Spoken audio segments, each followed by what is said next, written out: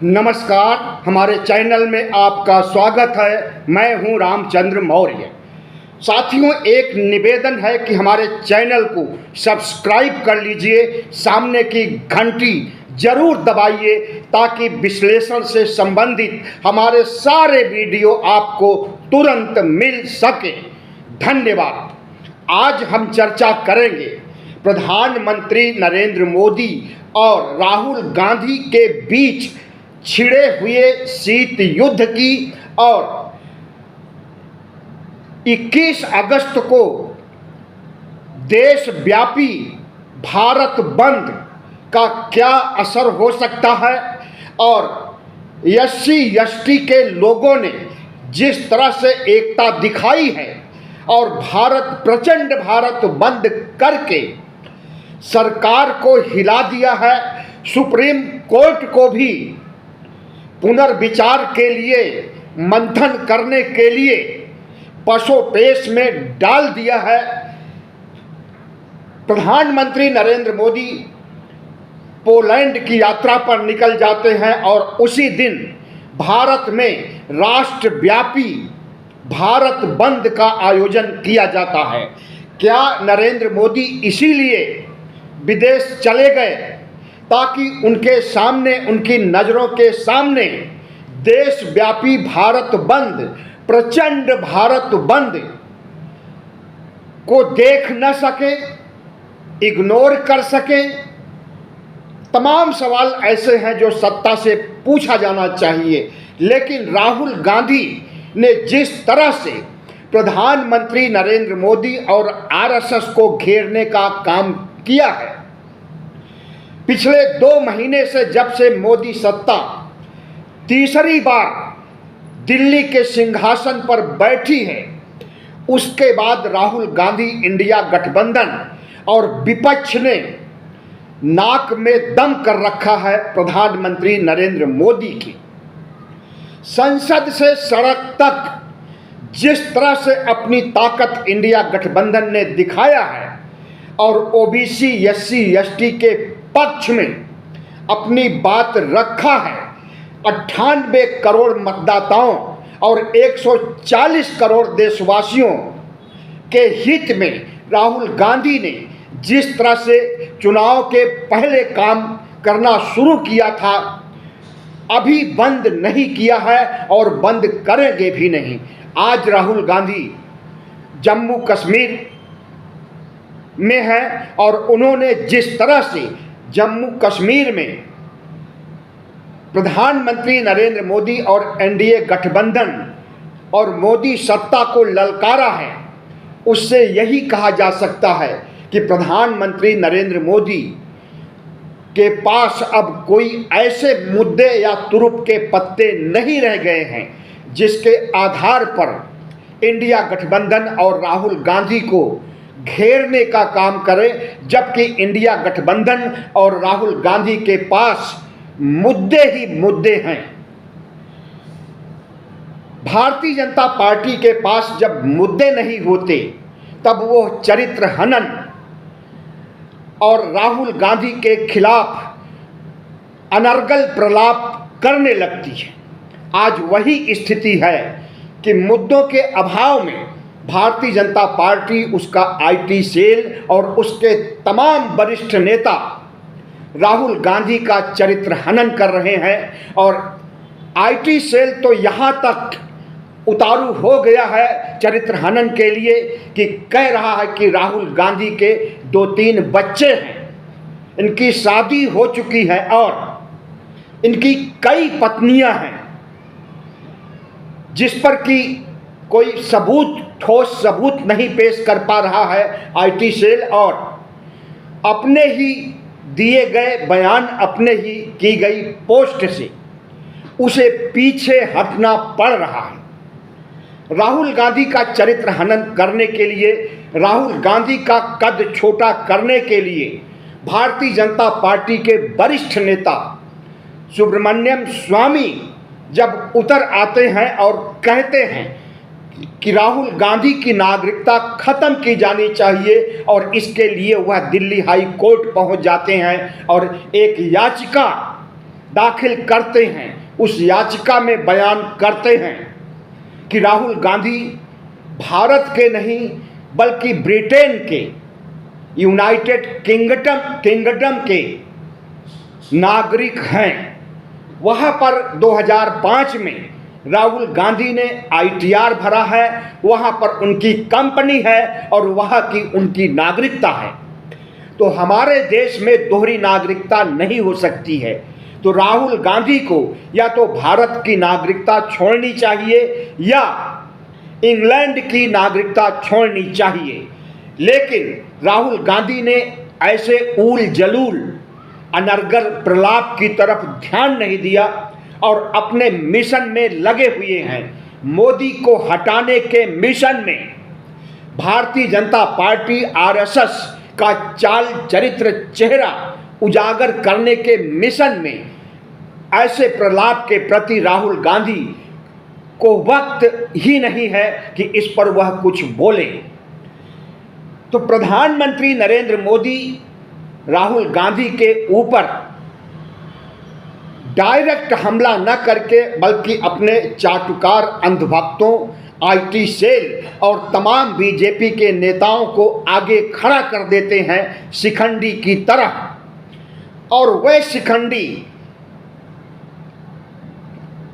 बयान देते हैं राहुल गांधी के खिलाफ, लेकिन थोड़े दिनों में, कुछ घंटों में एक्सपोज हो जाते हैं, जिससे भारतीय जनता पार्टी की भद पिटती है। पिछले दिनों राहुल गांधी की हत्या करने की बात सियासी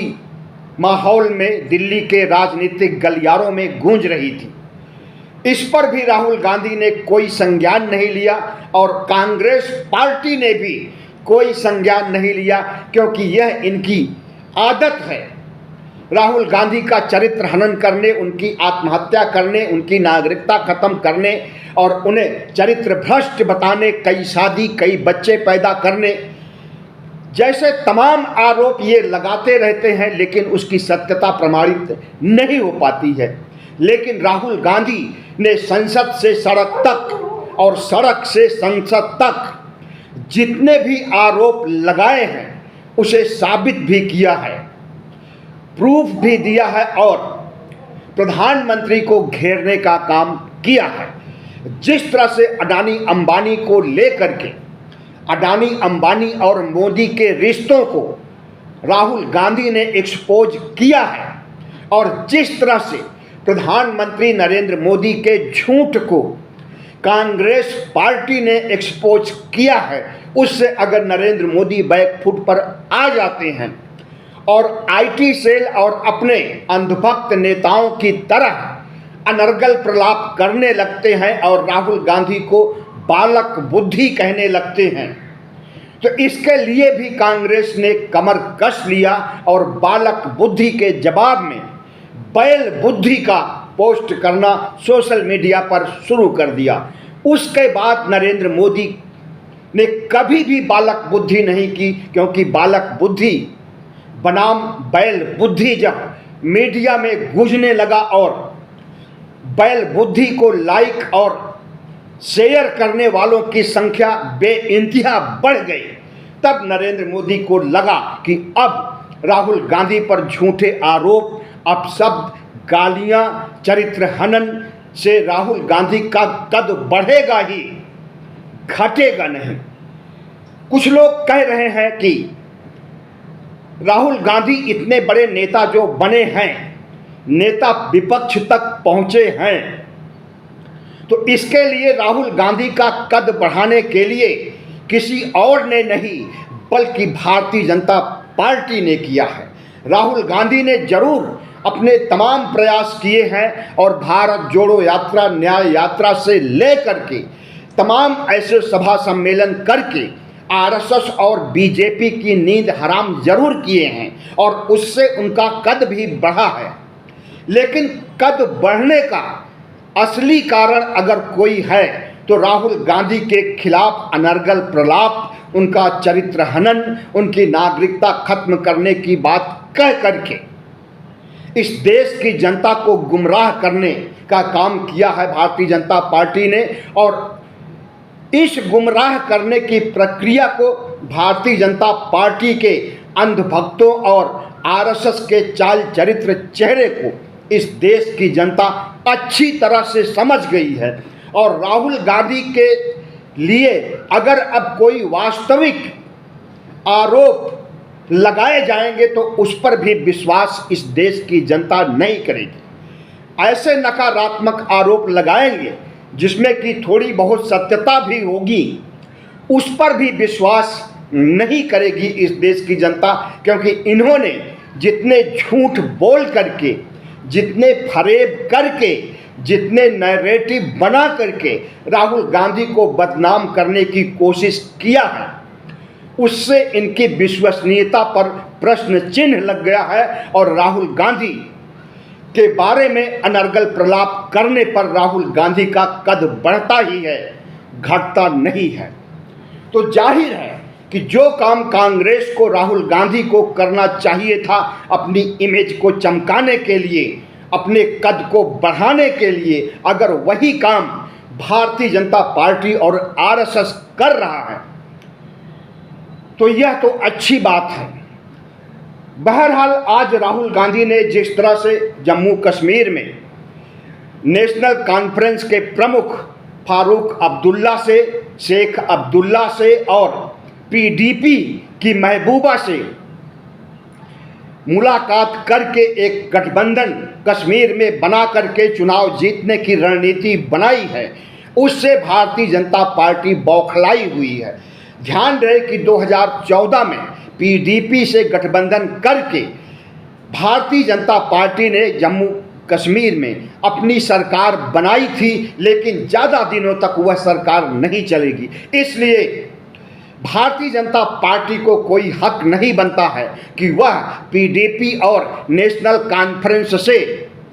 गठबंधन करने पर वह कोई घटिया आरोप लगाए और अनर्गल प्रलाप कर सके। कश्मीर, जम्मू कश्मीर की जो स्थिति है, 370 अनुच्छेद को हटाने के बाद वहाँ पर आज भी जम्मू कश्मीर के लोग चाहते हैं कि 370 की पुनर्वापसी हो और चुनाव हो और चुनी हुई सरकार यहाँ का राज चलाए। गवर्नर राज खत्म होना चाहिए, क्योंकि गवर्नर राज में जितने आतंकी हमले हुए हैं, जितनी मौतें हुई हैं, दुर्भाग्यपूर्ण है। और अमित शाह जो गृह मंत्री हैं, राजनाथ सिंह जो रक्षा मंत्री हैं, इन्होंने अनेकों बार कहा कि पीओके को हम पाकिस्तान से छीन लेंगे, लेकिन आज तक पीओके को छीनने के लिए कोई कोशिश नहीं की गई। तो जम्मू कश्मीर के इलेक्शन में पीओके का मुद्दा भी गूंजेगा, आतंकवादी हमलों का, तमाम मौतों का मुद्दा भी गूंजेगा और जम्मू कश्मीर में व्याप्त बेरोजगारी, महंगाई, गरीबी का भी मुद्दा गूंजेगा, जिससे भारतीय जनता पार्टी को जीत पाना मुश्किल है। और इनके साथ गठबंधन करने के लिए जम्मू कश्मीर की कोई बड़ी पार्टी तैयार भी नहीं है। छोटी मोटी पार्टी और गुलाम नबी आज़ाद जैसे दग चुके कारतूस को लेकर के अगर गठबंधन बनाना चाहेंगे तो उससे कोई खास फायदा नहीं होने वाला है। 4 राज्यों का चुनाव होने वाला था, जम्मू कश्मीर, हरियाणा, महाराष्ट्र और झारखंड, लेकिन 4 में से 2 ही राज्यों का चुनाव कराया जा रहा है और इन 2 राज्यों में भारतीय जनता पार्टी के हारने की पूरी रणनीति कांग्रेस ने बना ली है। और माना जा रहा है, यह बात कांग्रेसी नहीं, इंडिया गठबंधन के लोग नहीं, बल्कि भारतीय जनता पार्टी और आरएसएस के लोग ही कह रहे हैं कि अगर 4 राज्यों में भारतीय जनता पार्टी की बुरी हार होती है, उत्तर प्रदेश के उपचुनाव में 10 सीटों पर भारतीय जनता पार्टी की बुरी हार होती है, तो इसके परिणाम बहुत दूर तक जाएंगे और इसके परिणाम से मोदी सत्ता जो बैसाखियों पर टिकी हुई है, उसके अस्तित्व पर भी प्रश्न चिन्ह लग जाएगा। नायडू और नीतीश शायद नहीं चाहेंगे कि आगे और सरकार चल सके। ऐसे में मध्यावधि चुनाव की नौबत आ जाएगी और यह नौबत कब आएगी, कितने महीनों में आएगी या 1-2 साल में आएगी,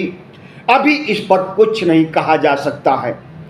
लेकिन इतना जरूर कहा जा सकता है कि नरेंद्र मोदी का कद, नरेंद्र मोदी का चेहरा, नरेंद्र मोदी का विराट स्वरूप जो 2014 से 24 तक था,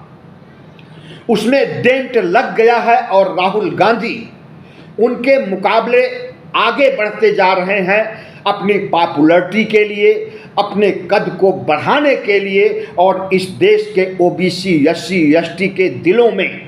अपनी जगह बनाने के लिए। जिस तरह से राहुल गांधी ने ओबीसी जनगणना, ओबीसी हक अधिकार का मुद्दा बड़ा मुद्दा बना दिया है, बड़ा नैरेटिव बना दिया है और इस नैरेटिव को, इस मुद्दे को मूर्त रूप देने के लिए, व्यवहारिकता में लाने के लिए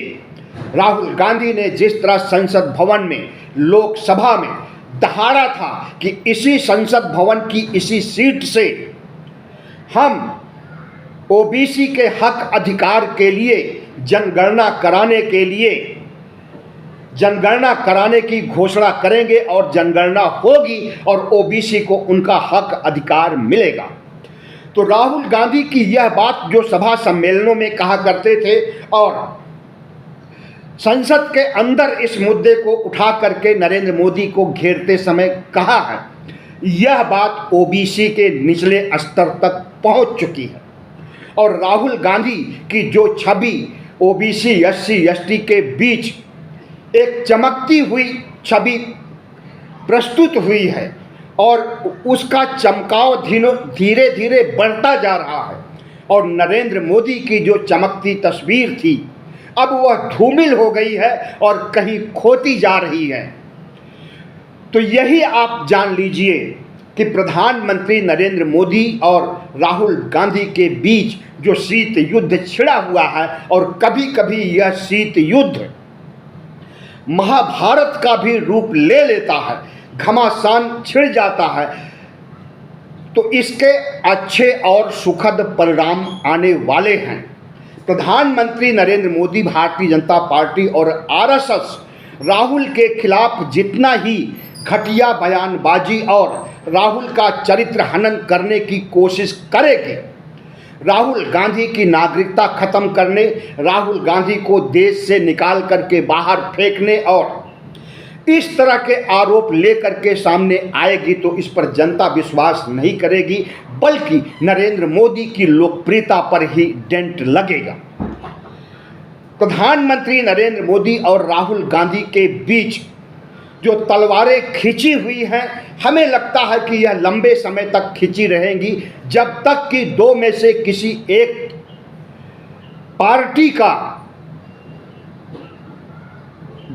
पार्टी बैकफुट पर नहीं आ जाएगी और बैकफुट पर आने की ज़्यादा संभावना भारतीय जनता पार्टी और आरएसएस की ही है, क्योंकि राहुल गांधी ने जिस तरह से पिछले 2 महीनों में संसद से सड़क तक अपनी आवाज़ उठाई है और प्रधानमंत्री नरेंद्र मोदी जिस ठसक के साथ कोई भी विधेयक पास करा लेते थे, यहाँ तक कि किसानों के से संबंधित 3 काले कानून वाले बिल भी बगैर बहस के पास करा लिए थे, आज वैसी स्थिति में नहीं है और आज तो 12 दिन के अंदर 3 बिल वापस हुए और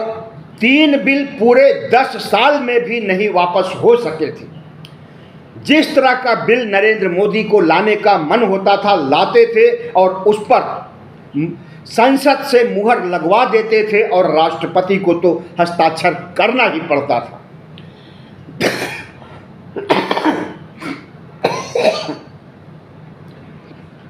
आज राहुल गांधी ने जम्मू कश्मीर में पीडीपी और एनसी से गठबंधन के बाद प्रेस कॉन्फ्रेंस में जो बातें कही हैं, हमें लगता है कि वही होने वाला है और वही हुआ भी है। राहुल गांधी ने कहा है कि नरेंद्र मोदी का आत्मविश्वास लोकसभा चुनाव 2024 से डिग गया है। जिस तरह से वह 56 इंच का सीना लेकर के आते थे, दहाड़ते थे और अपनी मर्जी चलाते थे, अब उनके आत्मविश्वास में कमी आ गई है और अब उनका 56 इंच का सीना नहीं रह गया है। अब उनका अहंकार, अब उनका घमंड और अब उनका तानाशाही रवैया नहीं चल पाएगा। और देखा भी गया है कि प्रधानमंत्री नरेंद्र मोदी झुक गए हैं और जिस तरह से ओम बिरला ने चाय पर बुलाया, उस पर राहुल गांधी भी गए थे चाय पीने और प्रधानमंत्री नरेंद्र मोदी और कई अन्य लोग भी आए थे। प्रधानमंत्री का चेहरा मुरझाया हुआ, प्रधानमंत्री निराश, हताश, परेशान, मुंह लटकाए हुए थे और राहुल गांधी उनका चेहरा देख करके हंस रहे थे। तो वहाँ पर दिखा कि राहुल गांधी का कितना बड़ा आत्मविश्वास हो गया है और कितना बड़ा आत्मविश्वास बढ़ता जा रहा है और प्रधानमंत्री का नरेंद्र मोदी का आत्मविश्वास कितना घटा है। उनका 56 इंच का सीना 28 इंच का हो गया लगता है और राहुल गांधी का सीना 56 इंच से भी ज़्यादा बड़ा महसूस किया जा रहा है। तो जिस तरह से प्रधानमंत्री नरेंद्र मोदी ने सेबी की जांच से इनकार कर दिया, अडानी की जांच से इनकार कर दिया, हमें लगता है कि अब उन्हें अगली बार जब संसद की बैठक होगी तो उन्हें विपक्ष इस ढंग से घेरेगा कि उन्हें जेपीसी की जांच करानी पड़ेगी और अगर जांच हो जाएगी तो अडानी से मोदी के क्या रिश्ते हैं, सेबी के अडानी से, अडानी के सेबी से क्या रिश्ते हैं और किस तरह से एक महा घोटाला करके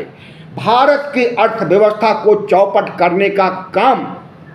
अडानी, अंबानी और सेबी और प्रधानमंत्री नरेंद्र मोदी ने मिल करके किया है, जिसका कि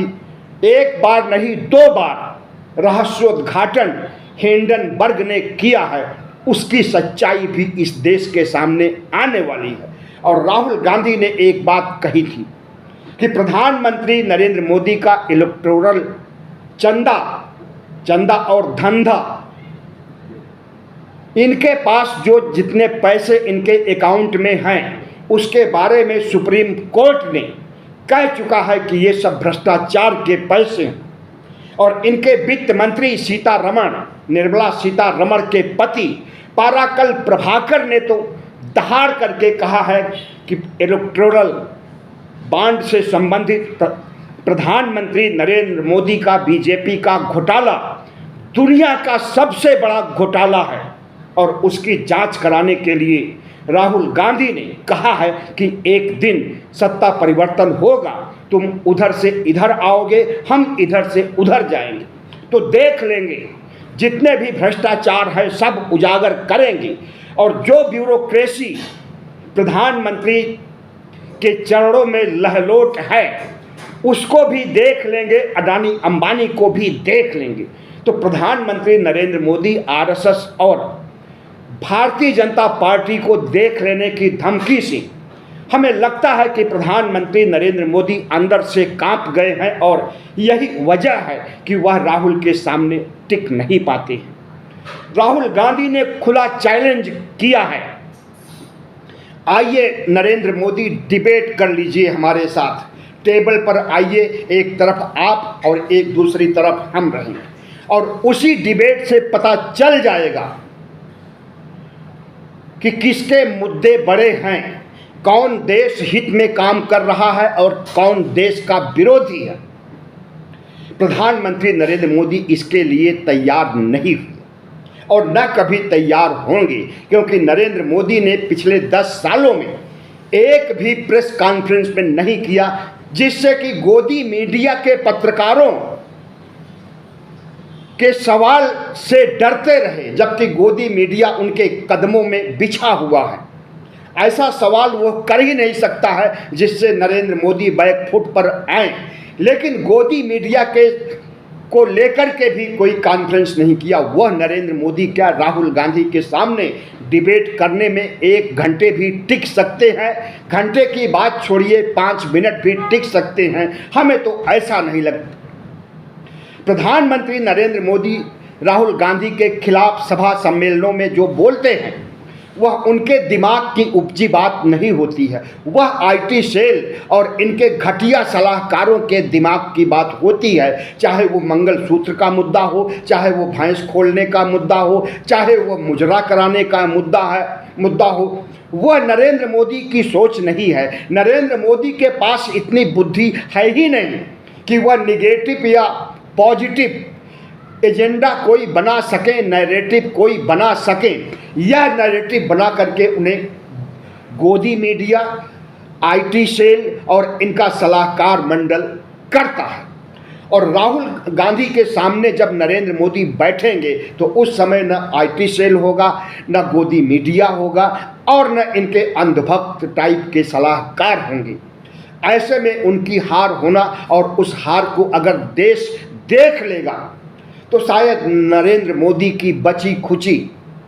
इज्जत, बची खुची लोकप्रियता वह भी खत्म हो जाएगी। बहुत बहुत धन्यवाद। हमारे चैनल को सब्सक्राइब कीजिएगा, लाइक कीजिएगा और शेयर कीजिएगा।